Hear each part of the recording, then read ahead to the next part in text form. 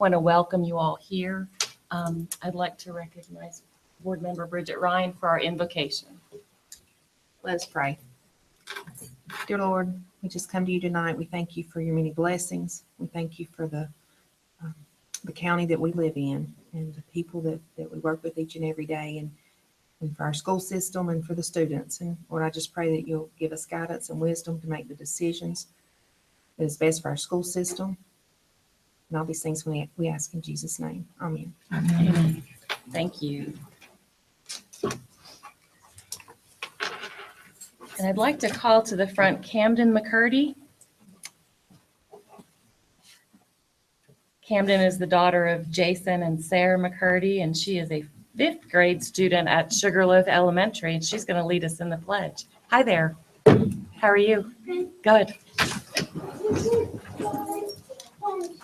I pledge allegiance to the flag of the United States of America and to the republic for which it stands, one nation, under God, indivisible, with liberty and justice for all. Good job. Thank you. Thank you. Thank you.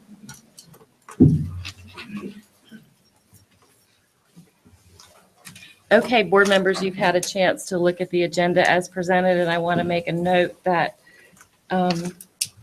under the report section, we added a brief report from Dr. Bill Griffin that was not on the original agenda that was published. So with that change, do I have a motion to approve the agenda as presented? Make a motion to approve as submitted. Second. I have a motion and a second. Any discussion, questions, or additions? All those in favor of approval, please say aye. Aye. Any opposed? That motion carries unanimously. And now I'd like to recognize Dr. Jennifer Hefner for our honors and recognitions portion. Thank you, Madam Chair. It's always my pleasure to present the honors and recognition portion of the board meeting. Tonight, we honor 3 of our staff for going above and beyond in their respective duties for the school system. Vice Chair Bowman, will you come and help me with the first presentation?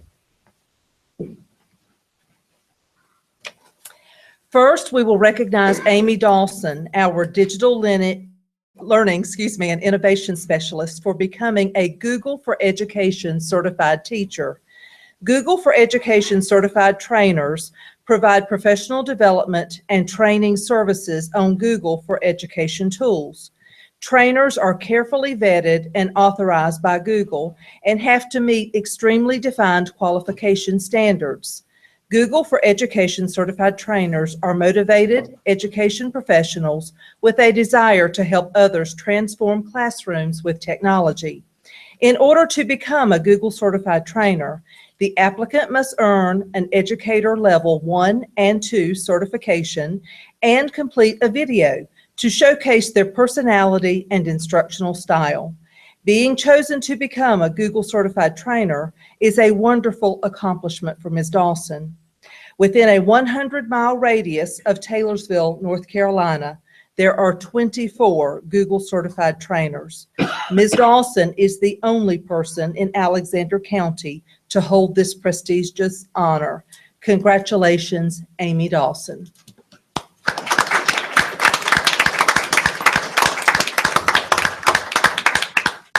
And just for the record, don't get any ideas about going anywhere. These people are highly sought after in the technology world, so don't get any aspirations to do anything else other than teach us all that you're going to learn.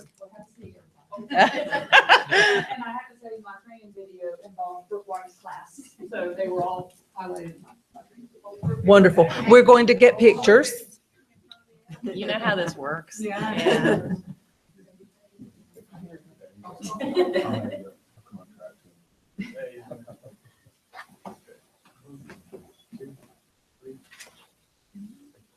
And Micah, was that centered with our seal? Okay, excellent. You know that Renee will get both of us if it's not. You know how this works too. Renee will get us. Okay, thank you. Sally Hardis, will you help me with the next presentation?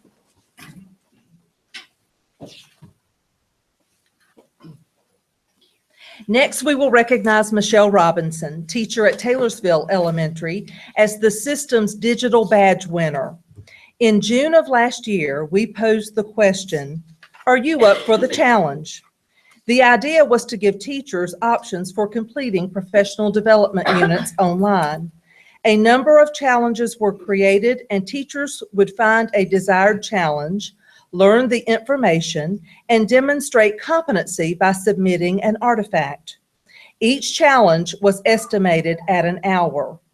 And to make more people participate, we sweetened the challenge by throwing in a trip to NC Ties for the person that completed the most challenges.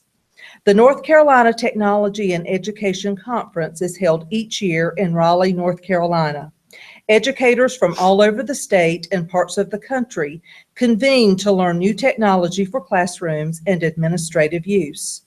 This year's PD Challenge winner is Michelle Robinson, fifth grade teacher at Taylorsville Elementary School. Michelle completed over 9 challenges.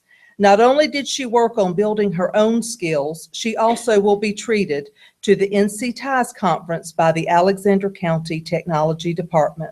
Way to go, Michelle, and all of the other teachers that participated in this PD challenge.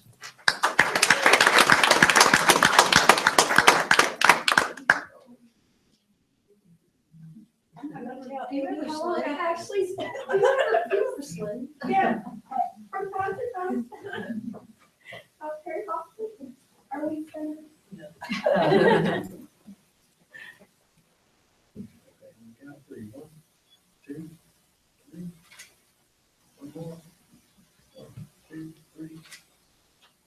Great. Good job. Good job. And lastly, we're going to recognize Brian Killian, physical education teacher at West Alexander Middle School. Mr. Shrum, will you help with this presentation?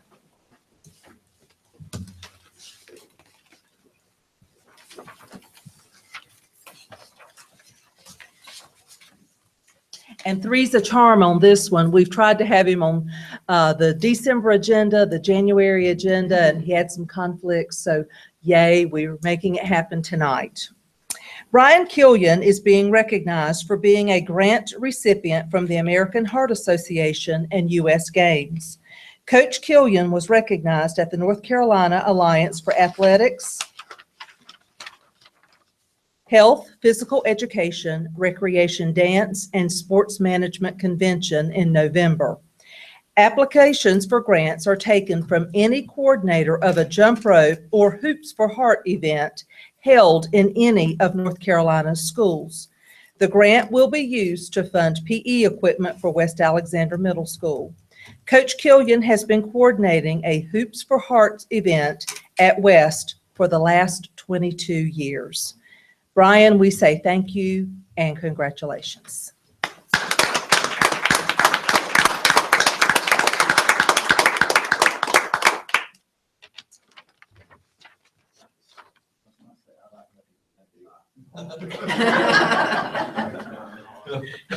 See, you're gonna stand around for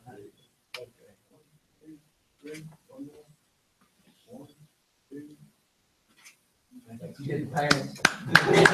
All my kids are gonna know I wore pants.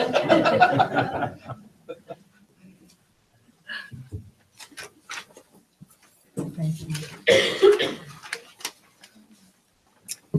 Congratulations to you all. Do we have anybody signed up for public comment?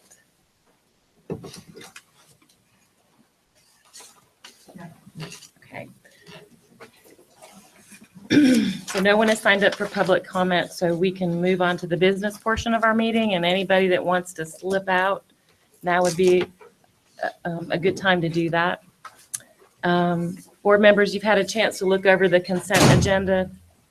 Do I have a motion to approve the consent agenda? So moved. I have a motion, and I'm assuming a second, just simultaneous. Sure. Any discussion or questions or additions? All those in favor of approval of the consent agenda as presented, please say aye. Aye. Any opposed?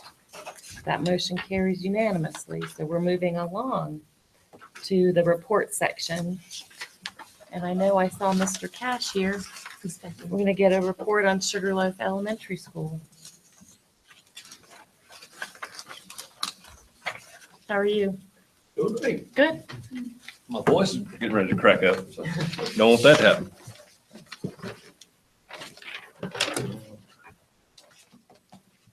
All right. Board members, thank you for the opportunity to tell about some good things going on at Sugarloaf School. Tonight, I want to talk a little bit about how the school works with the parents and community to make Sugarloaf a great place to learn. Sometimes, I guess at every school, you have some parents that may not want to participate in their child's education. They don't want to do homework with their child. But for the most part, in I'd say about every school, parents are really wanting to work with their children, but they need the resources to help. And one thing, first thing I want to talk about is a K2 family night we had, K2 math family night. And I have this on a slide, but I want to give you some resources that we hand out to parents. And I'll start one stack that way, and we'll start some down here and meet in the middle, maybe. Like I was saying, the parents, for the most part, as long as they have the resources and materials to work with their kids, they're willing to help. If you look on the column to the right, it talks about some terms that need to know to work with the math curriculum. Since we had math in school, the math curriculum has changed drastically. The wording has changed, and parents don't understand the words that come home on homework sheets or things their child's working on. Three of the words there at the right column, you have match and sort and answer. We sort of understand those words, but then you go into words like a counting path, a number story, a number sentence. Parents don't understand what these things mean. So objective at our parent night was to teach these parents what some of these words mean and what their child's doing in class. Also, when figuring out answers, words also you see on here, are the numbers exactly the same? Are they not the same? Are they, is it one more? Is it one less? When parents start understanding these words, then they start having a better understanding. They're able to work with their children in a better way.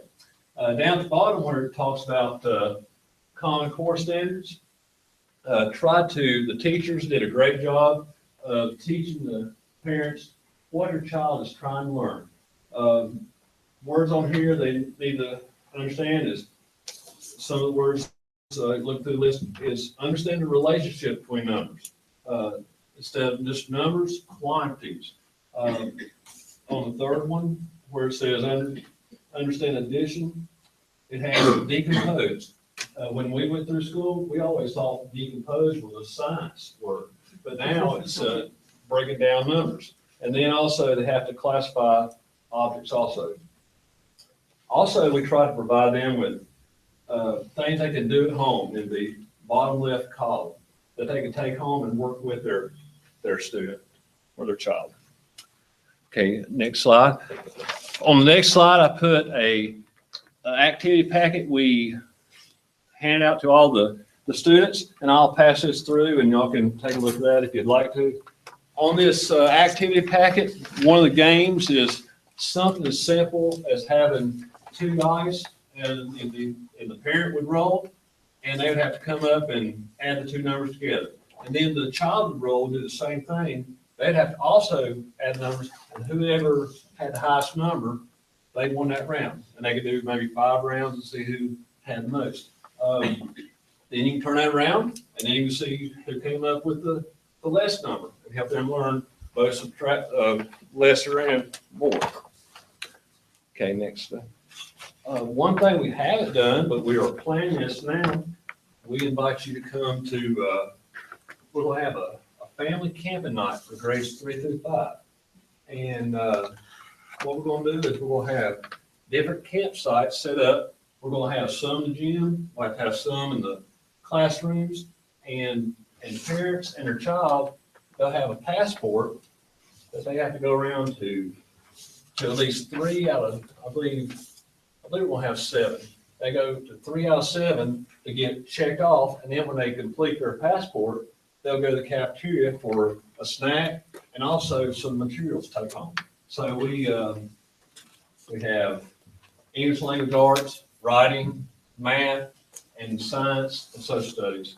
And I believe we're gonna have 2 language arts and 2 math for that. Okay, one thing we've tried to do in our schedule for the past several years is provide a enrichment remediation time during the school day for 3 days, 45 minutes, a set time each day.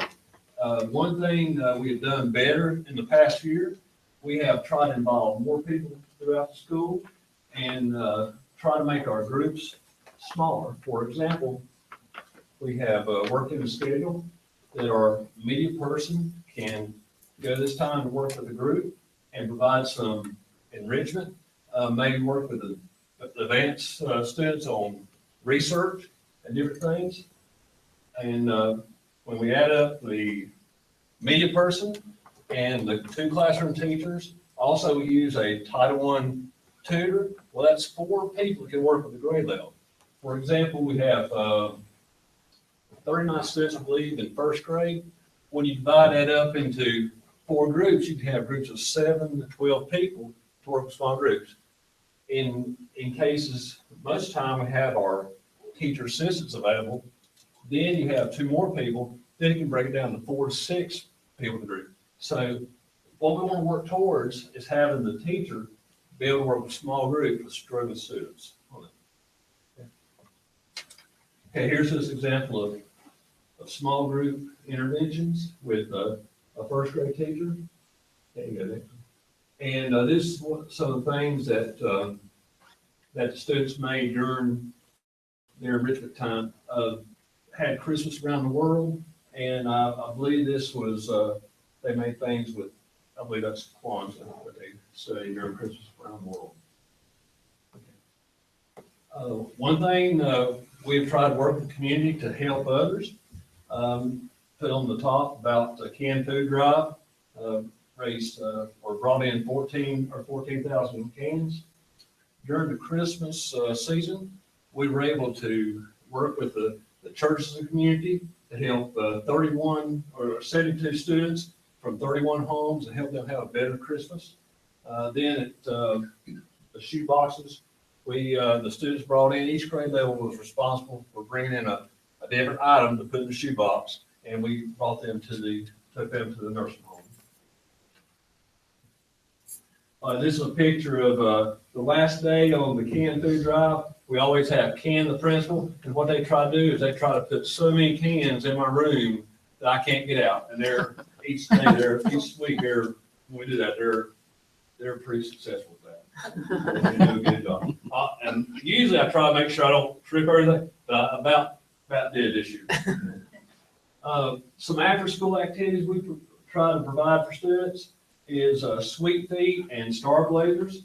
The Sweet Feet was girls, so we have 32 girls involved in that last year. The Star Blazers is for, I used to call them Sticky Feet, but that's probably not a great thing to call it. Star Blazers then, and the ladies with the girls, they do a much better job than I do with the as far as teaching healthy habits, nutrition, how to exercise, how to warm up before you run, things like that. And what we're trying to do is prepare them for a 5K race. It usually ends up being the Karen Hart's race. All right, Bible Club we have on Monday afternoons. We've been averaging about 90, 95 students that stay each week. And we always have a bunch of volunteers, 10 to 15 each week, basically from 3 churches in our community. They come out and support that and help us with that. All right, Battle of Books, they're preparing for the competition coming up soon. And that might be the last slide. Also, something we've tried to provide for students, and it has a negative perception to it, but it could be a good thing. We offer study hall on Thursday afternoons, and we offer that in one way for students to catch up on assignments they haven't turned in, and instead of getting a bad grade on it, they have a chance to come to that. And teachers rotate throughout the school year where they only have to stay maybe 2, maybe 3 times during the school year. So it is staffed by a teacher that they can't help the student with their homework. And it's open for kids just to stay that they may not have help at home. They can stay and get help from a teacher. Oh, that's all I have. Any questions about Sugarloaf School? Do you have a lot of students attending the study hall? Not as much as, it's more of a like I said, it's a negative perception, and it's most time for students that are not doing their work and they need to catch up to get their grades, their work turned in to have grades. But we have had some, not many, that have stayed because parents at home, they can't help their child as well. Well, I thought it was interesting that you handed this out and are educating the parents, because I know that I was not familiar with the term regrouping, because when I went to school, we called it borrowing to subtract. And so my kids needed help regrouping, and I had no idea what that meant. So I think it's good that Your you're. parents say time after time, we don't understand this new math. We don't know how, well, that's what we tried to do. We tried to educate them on how to help their students and how to work with their students and know what's being taught in the classroom. I think it's excellent that you are teaching the vocabulary to the parents, because I was a math teacher. I taught math, but when it came to helping my grandchildren, sometimes I was unfamiliar with the Common Core vocabulary. I knew how to do the skills and how to teach the skills, but I was not familiar with the, I remember one, bonds, number bonds.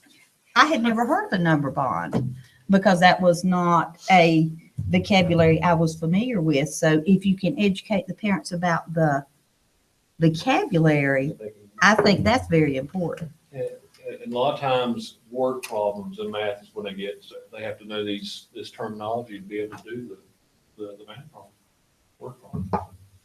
All right. Thank you very much. Thank you. Thank you, Mr. Kathy.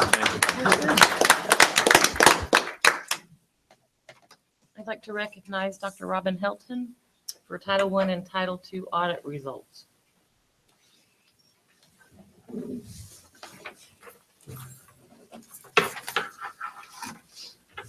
Madam Chair, board members, it's nice to see everyone this evening. Mine is short and sweet. It's been a little stressful the past couple of months. We were, if you'd like to say fortunate or not fortunate, we were selected to have a Title I and Title II audit. It kind of comes around on a cycle, 3 to 5 years. There were, I think I forwarded a copy of that. There were no findings. We met all of the requirements for that.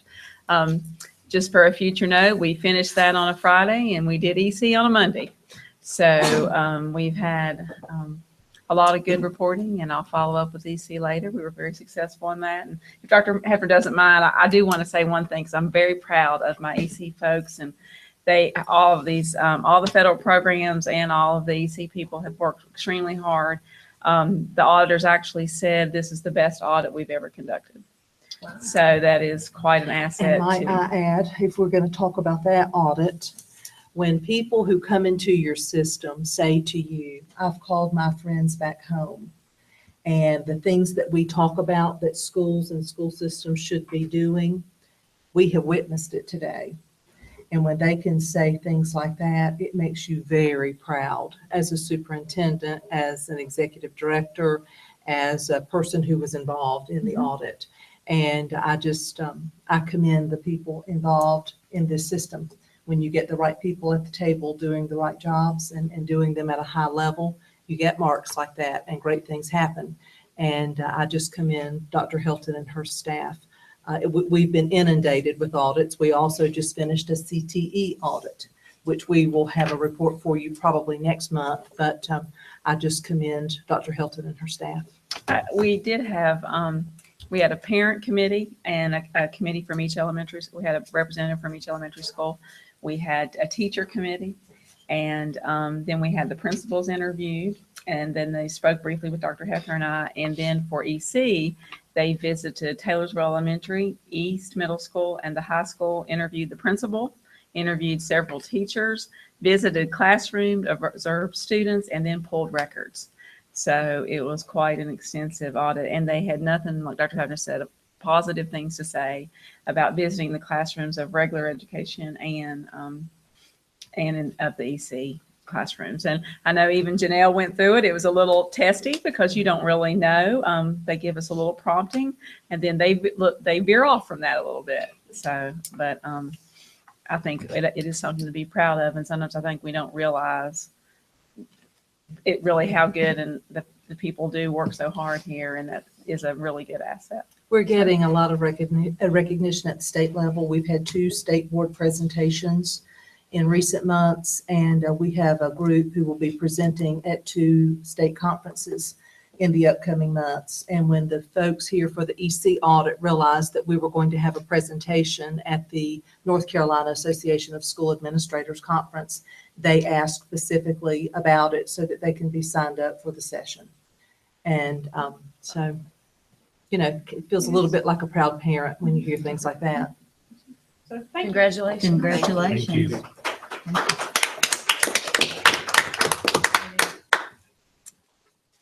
I'll recognize Dr. Hefner for the Award of Honor. Thank you, Madam Chair. It is that time of year. I'm going to read a little bit about the Award of Honor.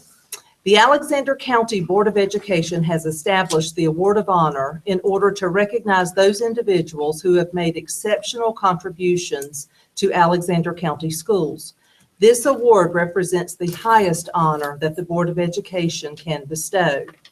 Criteria for the selection of this award shall be based on exceptional contributions to the Alexander County school system or any of its individual schools in the areas of academics, athletics, administration, student achievement, or community service to the schools.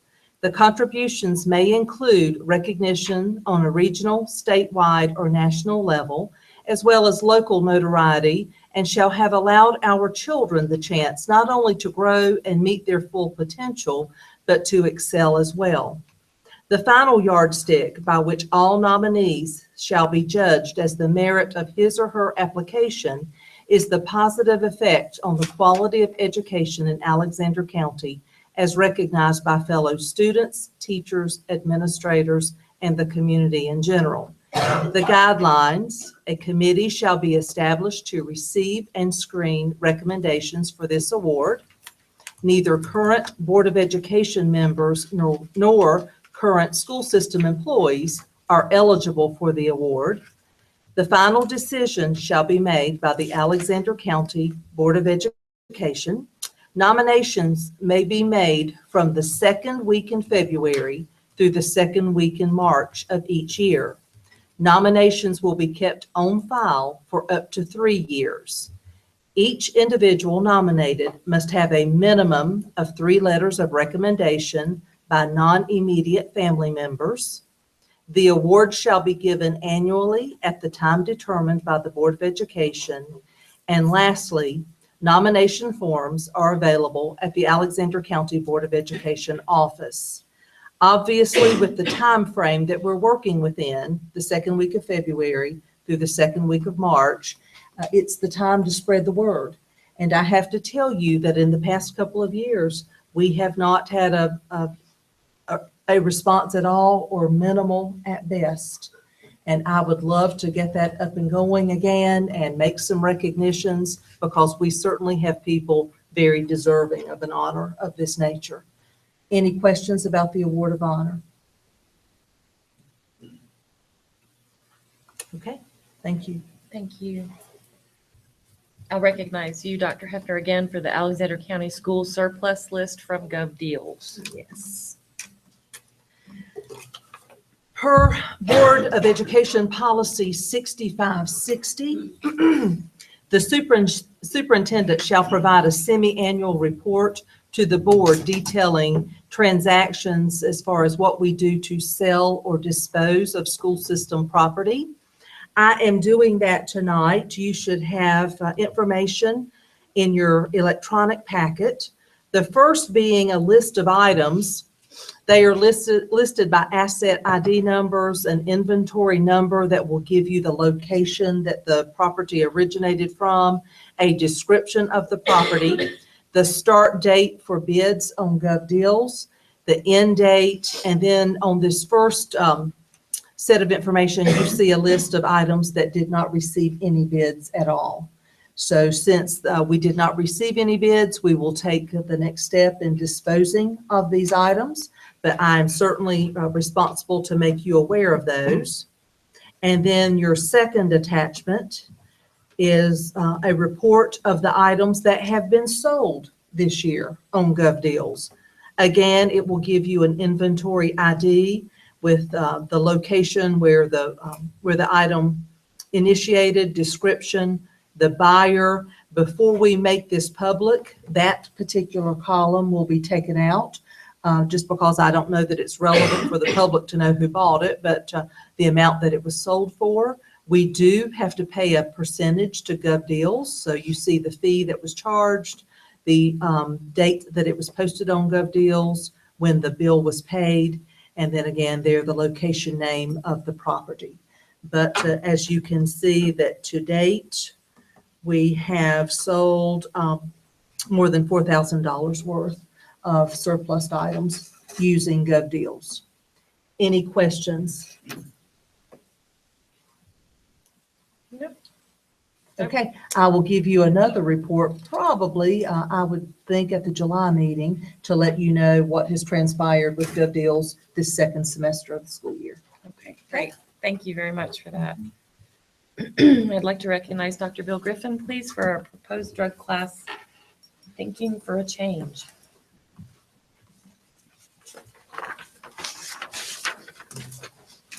Madam Chair, member of the board, Dr. Hebner, I'd like to invite Ms. Yates and Ms. Charles up here with me as well, if you would please. It's very important to surround yourself with great people, and these are two great people, and they've assisted me in something that I think is certainly pertinent and useful to our school system. Thank you for allowing me just a minute or two of your time with tonight's agenda. I just wanted to make you aware of a class that we're putting together here within our county and utilizing our resources from communities and schools, and also from Student Success Center and Alexander Central High School. So ultimately, Board Policy 4325 states that those students that are in possession or under the influence of drugs or alcohol in their first offense, they're suspended for 5 days out of school suspension, with the right for that principal to make the decision to lessen that suspension if they undergo drug intervention program in class. We've been doing this for the past several years, but providing a class here within the county is at times challenging. We have been using a partnership within our area, and getting them in on their schedule and their times makes things difficult. We've actually scheduled just one class per year to work with these students. So that's kind of backlogged some of our students. Currently, we have 12 students that are in need of this intervention program. So Ms. Charles, Ms. Yates and Mr. Roney from the high school were very aware of this circumstance that we had, and they began brainstorming on ways that we could serve these students and hopefully help them within our community and within our schools. So we came together as a community and put together a proposal that we think will certainly be beneficial to our students. And ultimately, communities and schools stepped forward to the challenge. Back in September 2016 with the AT&T Aspire grant, we were able to hire Ms. Stephanie Davis here at SSC and also working at Alexander Central High School.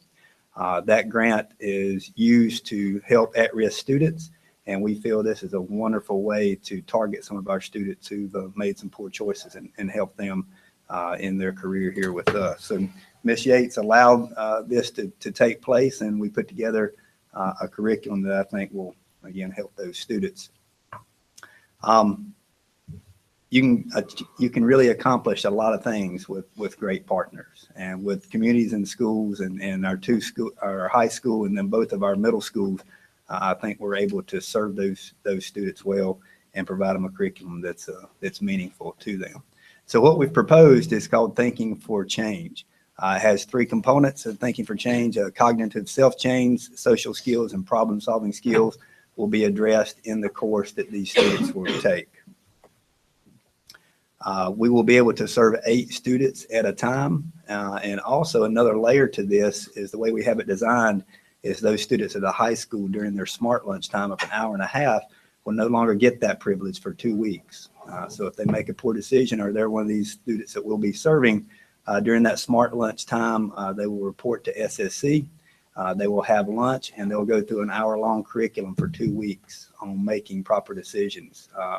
One of the other big things, factors in doing this class was we felt that it's essential that once you make a decision that you can revisit that and make better choices as quickly as possible. So instead of waiting an entire year, we have the ability now, thanks to these ladies and Mr. Roney, of serving those students pretty much right away. So instead of going to smart lunch, they'll report to SSC during that time and go over that curriculum for 2 weeks. We hope to begin this around February 21st. Of course, we'll get prior permission to make sure they're aware of our situation. Then it also came about that what about a middle school kid? How will we serve them? Again, through a wonderful program down at SSC, we're now providing alternative to suspension in our out-of-school suspension program. So those students are actually reporting to SSC as it is, and we'll provide that class to them while they're out of school suspended and reporting to SSC. So we can serve those middle school students as well too.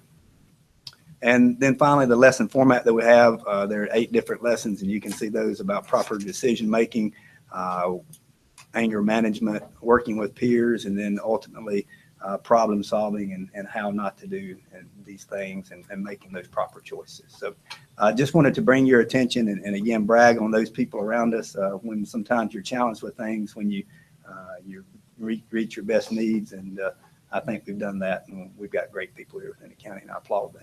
So thank you very much. Thank you. Thank you. I'd like to say that I've served on the Communities and Schools Board for quite some time now, and they do a wonderful job, and they really partner with our school system, and they have students' interests at heart, and they really serve our students that have needs. So thank you. And Dr. Griffin, if you said this, I might have missed it, but the first offense for having possession or use of a prohibited substance or drug paraphernalia is a 10-day suspension. And then this program affords them a lesser suspension, but it comes with the expectation that they complete the course. So instead of having 10 days on their record, it's reduced to 5. Great. And you probably said that, Dr. Griffin. That's fine. Thank you. Okay, thanks. Thank you very Thank much. you. We appreciate what you do. Thank you. Dr. Hefner, I'd like to recognize you again for the superintendent's report. Absolutely. This is attached in your agenda as well. I just want to reiterate that applications from teachers for the Education Foundation grants will be accepted through February 15th. That's next Wednesday. The focus of the grant applications will be to increase literacy, in particular in the area of writing, and to offer health and wellness opportunities to students and/or staff. The Education Foundation will award 2 $500 scholarships at the March Board of Education meeting. I'm very proud to report that the sewer project at the baseball field has been completed. Thank you, Dale Robertson. The total cost of that project was $14,670. I have met with Ramey Robinson and Susan Gant about some minor touch-ups that can be addressed with the trades classes before baseball season begins. The reading presentation for the State Board of Education was a huge success last week. 6 teachers from different schools were asked to showcase the excellent work they do with reading instruction. Our very own first grade teacher, Jennifer Patterson, was one of the 6 teachers invited to share some of her reading strategies.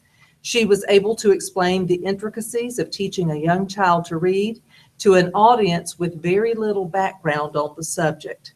Her classroom clips showed the State Board of Education members, DPI staff, and other visitors in the room how hard teachers work to integrate reading instruction all day long. Jennifer did a wonderful job explaining her classroom clips and detailing the importance and sequencing of reading. I'm very proud of Jennifer and our entire system. It has certainly been honored by her participation in this presentation to the State Board. The fourth bullet is, I'm certain you're aware of the merit bonuses the North Carolina legislators built into the current school year's budget for a select group of teachers. The bonus programs were designed to reward teachers who help children start with strong basics, as well as those who send teens into the adult world with advanced skills. Teachers eligible for the bonuses had to teach either advanced placement courses, IB courses, which we don't have any of those in this system, courses where select CTE credentials are earned, and third grade teachers that were at the top 25% for reading growth at the state and or local levels during the 2015-16 school year. These bonuses were paid in the January voucher to 6 AP teachers, 3 CTE teachers, and 4 third grade teachers. Bullet number 5, the system's budget request to the county commissioners is due to Rick French by April 25th. We will need to determine a date for the budget committee to meet either in late February or early March to get that document drafted.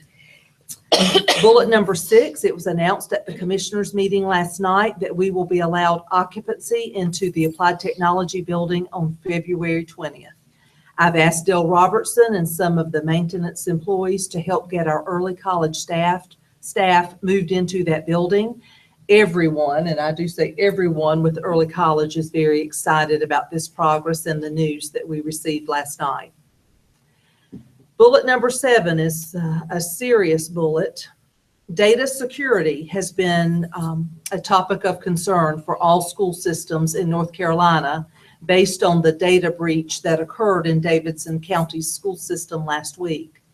This afternoon, members of our Human Resource Department received an email just like those received in Davidson last week. Law enforcement was notified immediately, and they are working on the incident. And I commend Sharon Mahaffey and Tara Pinnell. After Davidson's breach was released last Wednesday, we pulled our group together and decided, what do we need to do to, first of all, warn the people likely to get such an email, but to also review data security expectations and suggestions. And they pulled all of the school bookkeepers and the central office support staff together last Thursday and went over a list of do's and don'ts with data. The email that went out today looked exactly like it came from me, but I can assure you I did not send an email asking for employees' W-2 information.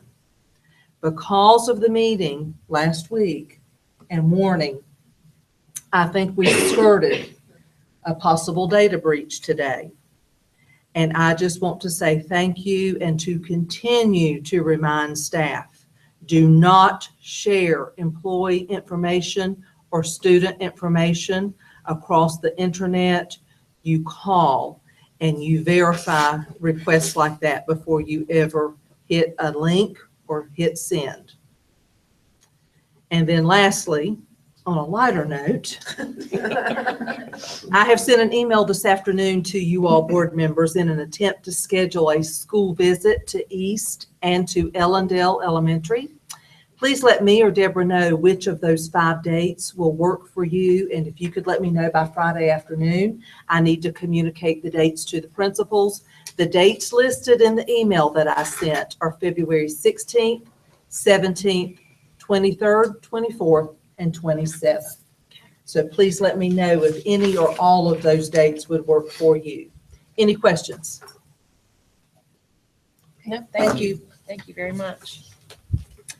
We're moving on to unfinished business, and I would like to recognize Ms. Mahaffey for looks like the 4,000 series of policy revisions.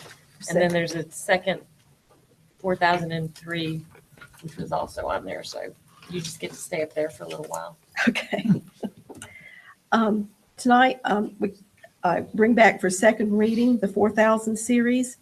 The policies up for review was focus on students, policy 4,000, student staff relations, policy 4040, age requirements for initial entry, 4100, immunization and health requirements for school admission, 4110, domicile or residency requirements, 4120, homeless students, 4125, tuition for discretionary admission, 4135, school assignments, 4150, concussion and head injury, 4270, weapons, bomb threats, terrorist threats, and clear threats to safety, 4333, criminal behavior, 4335, school records, 4700. There was also policy number 4400, attendance, and then the procedures, 4400. The only change that we had was to ascend the procedures portion of the 4400 policy. After the board packets went out, we had some people working on this policy. The 912 section. And they met with Mr. Roney and Kathy Jones, Teresa Smeeks, and I think, Robin, you met with them. And there was one, an additional, it's not even a sentence, but under the grade 912, attendance requirements for course credit, it would read, work missed because of any absence must be made up in a timely fashion as agreed upon by the teacher and student. Failure to do so in a timely manner shall result in zeros and may lead to a failing grade. A student may be denied credit for any course because of inadequate attendance. And the change was the portion that says, as agreed upon by the teacher and student. If that is acceptable to you, then I ask for approval of these policies and the procedure. Just to let the board know, I did have a question about 4135, which was the tuition, and made inquiry just about what that was at this time, and it's based on our allotments from the county commissioners divided by our ADM. And I think this year it was 1,207. So just in case anybody was curious, like I was, thank you for getting me that information. Do I have a motion to approve that series of 4,000 policy revisions? It's a second reading, so we can bring it back for a third if anybody has any problems, or I can entertain a motion to approve. Motion to approve. Second. I have a motion and a second. Any discussion? All those in favor of approval as presented, please say aye. Aye. Any opposed? That motion carries. And then I think we're at 4003. Yes. Is another policy about translating. Yes, that is a new policy, and it's up for second reading, translating policies for students and parents. Any questions? Do I have a motion to approve policy 4003 as presented? Motion to approve. Second. Thank you. Any discussion? All those in favor of approval, please say aye. Aye. Any opposed? That motion carries. Thank you. We're going to move on to new business, and I see my name there. There is a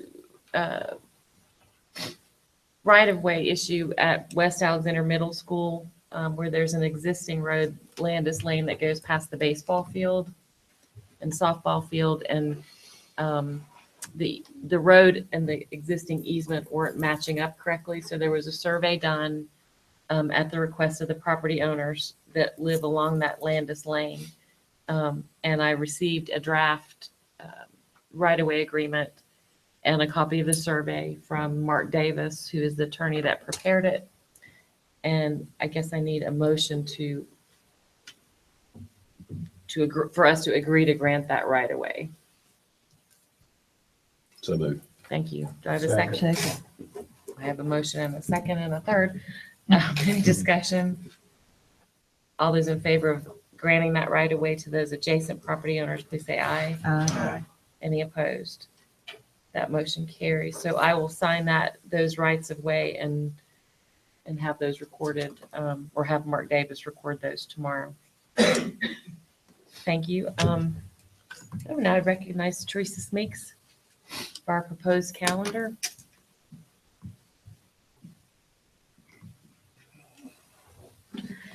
Well, it's that time of year again.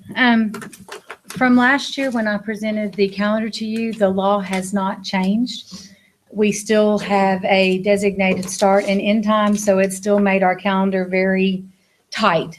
I met with the calendar committee. We looked at 3 different drafts. There was one they liked better than the others. They asked for some changes in it, and we produced a 4th draft. I met with the leadership committee. We looked at that and produced another one, took those 2, sent it back to the committee, and got many comments. I think this year was really nice that we got a whole lot more comments, I think, back from teachers and people that I could answer. Taylorsville Elementary and many of their teachers, they put it in a document, a Google Doc for me, which was really great because then I could look at everything, and all of those I tried to answer in one way or another that came from the system. Many of them I could say, I'm sorry, the law just won't allow us to do that. And others I looked at, and so we came up with an F, which is the one that you have now, draft F, that tried to take in everyone's consideration, which ones they liked the best out of D and E, and to meet everything we could within those laws.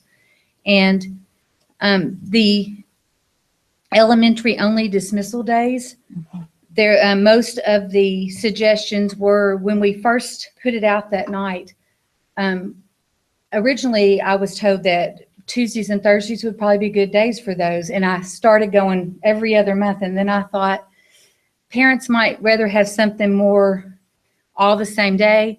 But then a lot of the teachers wanted them on Fridays and thought that that would be better for parents. And so that's why we moved several of those to Fridays. It's kind of our first year for that, to kind of see how things go. And then next year we can kind of look and see what worked, what didn't, and those type things. Again, we have at Christmas break, that was again always, as always, one of our dues. Last year, when I presented, I told you that would probably be the last year by the law we would get that whole wonderful 2 weeks. A few people didn't even like that because they didn't like coming back on the 2nd right after New Year's, but I'm sure they enjoyed it at that time. So this year, we aren't going to get the entire 2 weeks, but we still get 9 days. But we did add that day on to the end because a lot of the teachers said I don't know, for some reason they like that one extra day after New Year's to get back into the swing of things. So that is why we moved the Wednesday, the 20th is actually on Tuesday, the 2nd. In one of the old versions, it was there. Is there any questions or suggestions, things you all would like to change? And I do need an action on it then. So I have, I've had a chance to look at it, and as I mentioned earlier, within the constraints of the law, I thought it was pretty good calendar, and I was very glad to see the early dismissal days for the elementary schools kind of clearly outlined. So anybody have any questions or comments? I need a motion to approve that calendar as presented so that can be published. I move to approve as presented. Second. I have a motion and a second. Any discussion? All those in favor of approval, please say aye. Aye. Any opposed?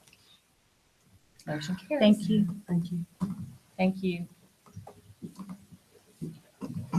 Now I'll recognize Dr. Jennifer Hefner for the resolution on the K-3 class size ratios. We've had lots of discussion about the new proposal for the K-3 class size, and North Carolina School Board Association has asked us to be part of a resolution about K-3 class size ratios, and I will read that resolution. Whereas local school districts receive state funding for classroom teacher salaries based on funding ratios of one position per a specified number of students at each grade level, and whereas local school districts have traditionally been afforded flexibility to allow class sizes in kindergarten through third grade to exceed the classroom teacher funding ratio within set limits, and whereas this approach has provided local school districts with crucial flexibility to fund teaching positions in art, music, and physical education, none of which receive separate funding allotments, by setting aside some teacher allotments to cover salaries for those positions. And whereas General Statute 115C 301, as amended by Section 8.33 of the 2016 Budget Bill, codifies funding ratios by statute and precludes these past practices. And whereas the loss of flexibility in this area would have immediate and negative effects on school districts throughout the state, including one or more of the following. 1, drastic cuts in art, music, and physical education teaching positions in kindergarten through third grade. 2, a dramatic increase in class sizes in grades 4 through 12 to free up state teacher allotments to fund those positions. And/or 3, sudden new financial burdens on local governments to provide the funding for those same positions, which could necessitate property tax increases. And whereas if the issue is not addressed legislatively in the near future, school districts and counties will be forced to develop their 2017-18 budgets in the spring on the assumption and understanding that large increases in local funding may be needed to preserve art, music, and physical education positions in kindergarten through third grade, and to meet sudden new demands on school facilities. And whereas legislative action is urgently needed to avoid these serious statewide negative impacts described above, and now therefore be it resolved that the Alexander County Board of Education respectfully request that the General Assembly pass legislation as early as possible in 2017 session to provide local school districts with the class size and funding flexibility needed to avoid the severe negative impacts described above. This 7th day of February, 2017. Okay. I know that we've talked about this for a little bit of time, a couple months at least. And I hope everybody's had a chance to look over the resolution. Do I have a motion to approve the resolution and submit it to the General Assembly? Make a motion, we submit it. I have a motion. Do I have a second? Second. I have a motion and a second. Any discussion about it? All those in favor, please say aye. Aye. Any opposed? That motion carries. Now I recognize Ms. Mahaffey. You should be a doctor. We have a first reading of proposed policy revisions as listed. There's only 5 this month. I feel like I'm on vacation. The first policy was a policy that we, of the 3000 series that we did a little work on. Dr. Hefner met with I believe it was the athletic directors from the middle schools and the principals. And this policy will be revised to allow participation of 6th grade students in interscholastic athletics beginning with the 2017-18 school year, but that excludes football. Then the 5000 policies, school and community, policy number 5000. This makes it compliant with the Leandro rule and updates the legal references. Policy 5022, registered sex offenders. It complies with, it brings our policy up to date with the statute on the individuals who are prohibited from being on school property and also updates the legal reference. Policy 5027, it clarifies that students are not subject to policy 5027 there is a policy that specifically deals with students and weapons. And then 5120, relationship with law enforcement. And this simply says that the superintendent will provide law enforcement with keys and emergency access to our school buildings. And we do that with little black boxes or on the sides of the building. We'll bring these back for a second reading. Spring, next month. especially since Board Member Odom's not here. I don't know if he's wanted to comment on any of these at all. I'm not sure, but if we could bring him back next month. Thank you very much. Okay, and I think that concludes the agenda so far up to closed session. So I need a motion to go into closed session pursuant to North Carolina General Statute 143, 318, 11A, 5, and 6. So moved. Second. I have a motion and a second. All those in favor of going into closed session, please say aye. Aye. Any opposed? All right, we're going to go into closed session. Woo-hoo.